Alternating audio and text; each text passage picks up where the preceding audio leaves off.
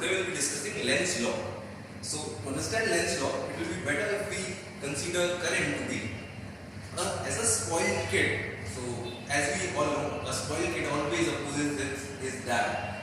So over here, if we assume current to be a spoiled kid, so what current does over here is it tries to oppose the cause of its being, the reason because of which the current is produced.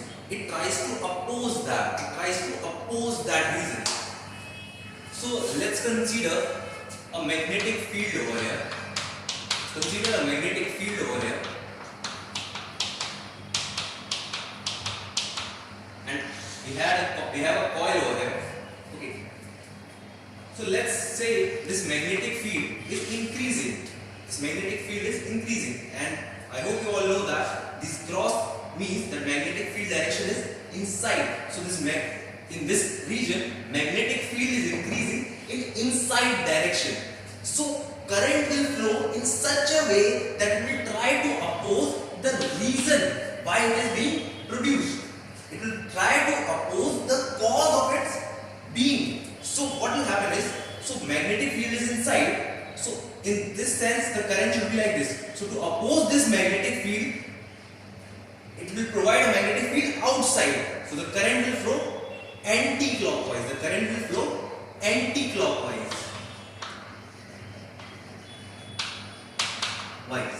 So what is the statement over here?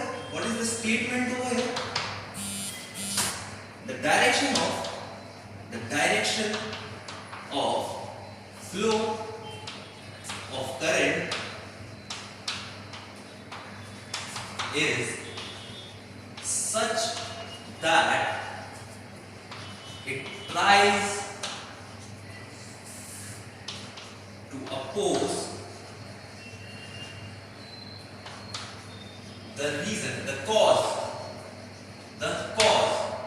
It tries to oppose the cause. So over here, the magnetic field was inside and it was increasing. So this coil will have a current which will try to oppose the magnetic field. So the magnetic field produced by this coil has to be outside. So by using right hand thumb rule, we'll see that the current is moving in anti-clockwise direction. So let's take one more example over here. So let's assume the current is flowing somewhat like this, and we have a coil over here. So if we see, the magnetic field lines produced by this coil is like this. So it will be entering this coil, and let's assume that this current is being increased. So the magnetic field which is going inside, getting inside this loop is increasing. So if it is increasing, it will try to oppose that. So to oppose that, it will try to induce a current that will have a magnetic field outside. So again, it will be anti-clockwise.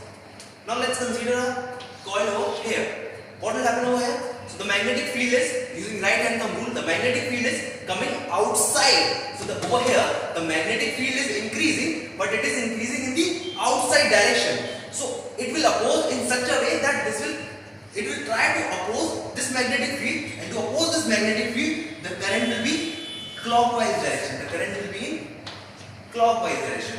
So this is basically the Lenz law, and the main use of this law is to get the direction of the current. The next part of this law will be, the next part of this concept will be Faraday's law, which is used to get the magnitude of this current which is flowing.